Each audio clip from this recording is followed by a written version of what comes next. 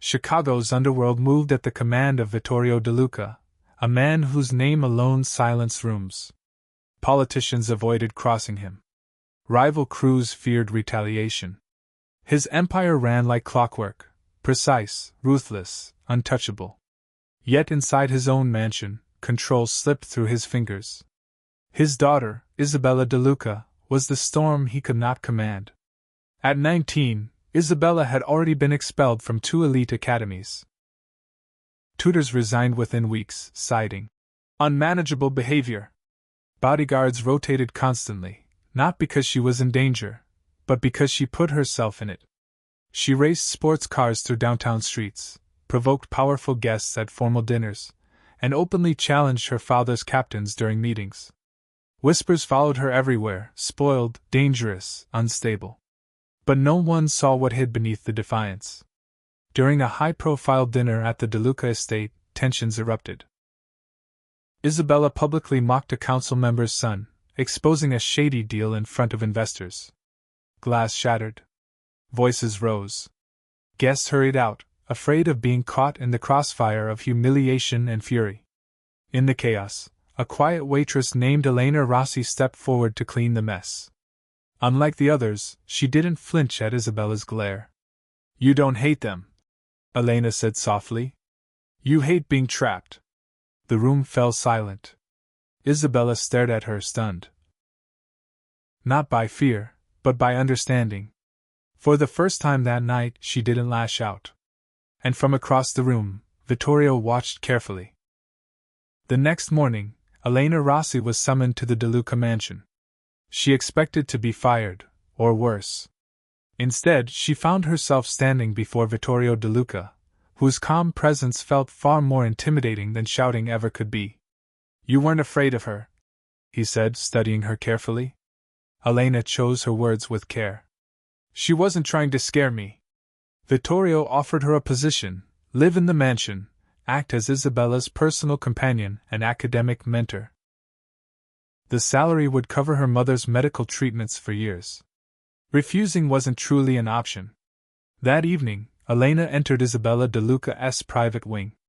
The room was a battlefield of torn sketches, scattered books, and shattered picture frames. Isabella sat by the window, staring at the city skyline like it was a prison wall. "So," Isabella muttered, not turning around. "Another babysitter?" "No," Elena replied calmly. "I'm here to make a deal." That caught her attention. Elena proposed something simple: honesty for honesty. No reports back to her father about feelings or private thoughts.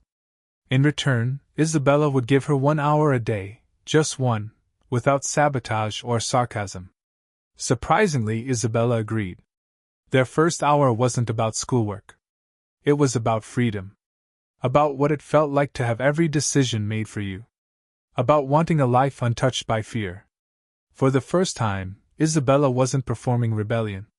She was simply speaking. And Elena listened. Rumors of weakness spread quickly through Chicago's criminal network. Rivals watched the DeLuca family closely, searching for cracks in the armor of Vittorio DeLuca. They believed his daughter was that crack. A charity gala at a downtown hotel was meant to silence those whispers. Isabella DeLuca arrived poised and composed, dressed elegantly, her sharp tongue carefully restrained. Weeks with Elena Rossi had changed her. She spoke politely to donors. She even thanked her father publicly, shocking the captains who stood guard nearby. But enemies don't attack when you're loud. They attack when you're hopeful. Elena noticed it first, the subtle shift in the room. A waiter who avoided eye contact. An exit door left slightly ajar. 2 men communicating without speaking. Her instincts, sharpened by years of reading people while working long shifts, screamed that something was wrong. When the lights flickered, panic rippled through the ballroom. In the confusion, masked men moved toward Isabella. The bodyguards reacted a second too late. Elena grabbed Isabella's wrist and pulled her behind a catering cart just as a gunshot echoed. Without hesitation, she led her through the kitchen corridors, remembering the emergency exit routes she had studied earlier out of habit. They slipped into a service stairwell moments before the attackers reached the hallway. Isabella's breathing was unsteady, but she didn't panic. "You saw it coming," she whispered. Elena nodded. "Fear makes people careless.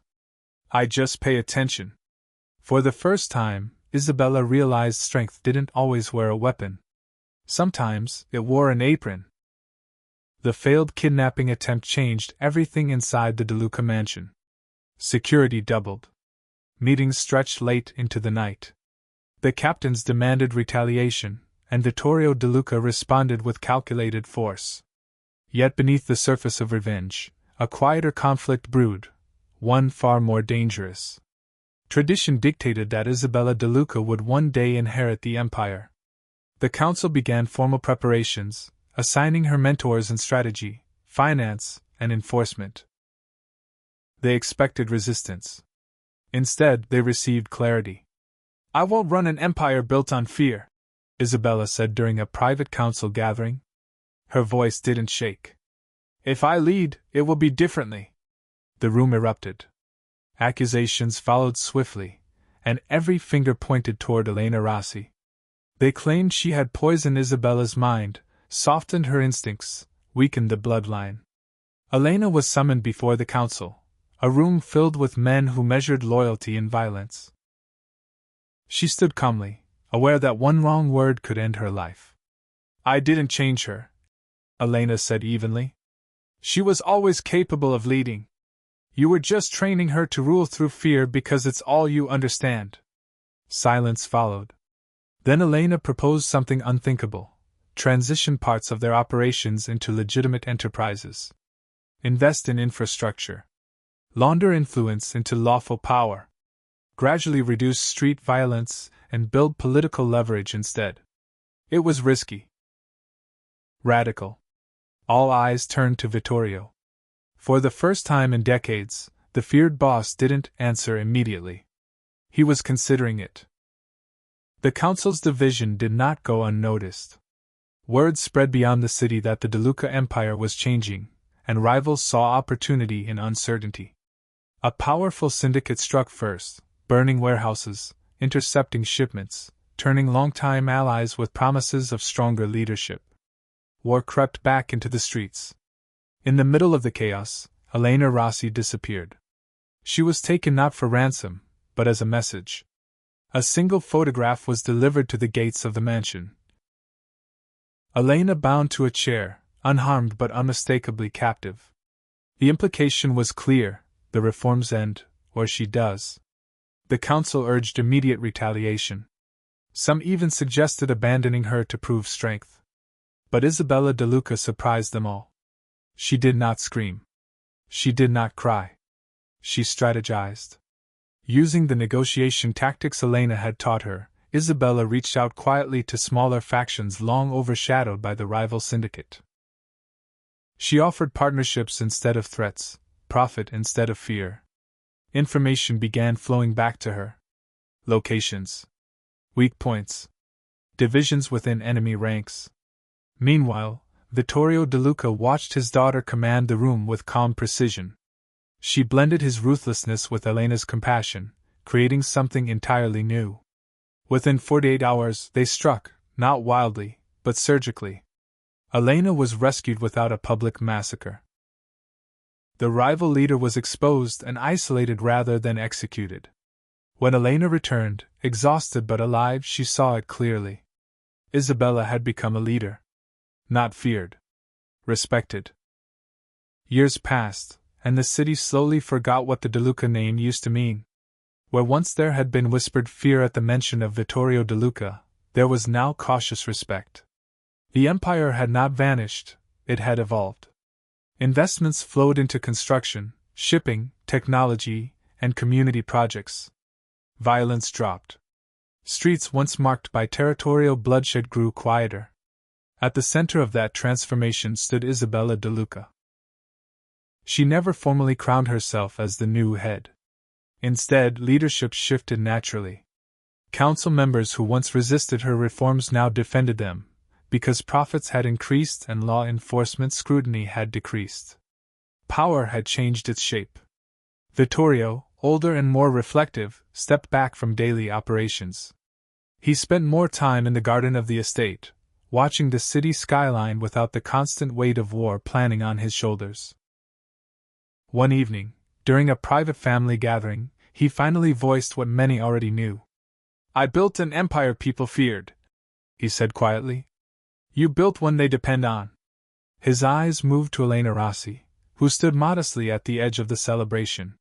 She had refused titles, refused wealth beyond what she needed. Instead, she funded schools and health clinics anonymously, remembering where she came from. "No one could handle my daughter," Vittorio admitted. Elena smiled softly. "She just needed someone to believe she could handle herself." And in that belief, the impossible had happened.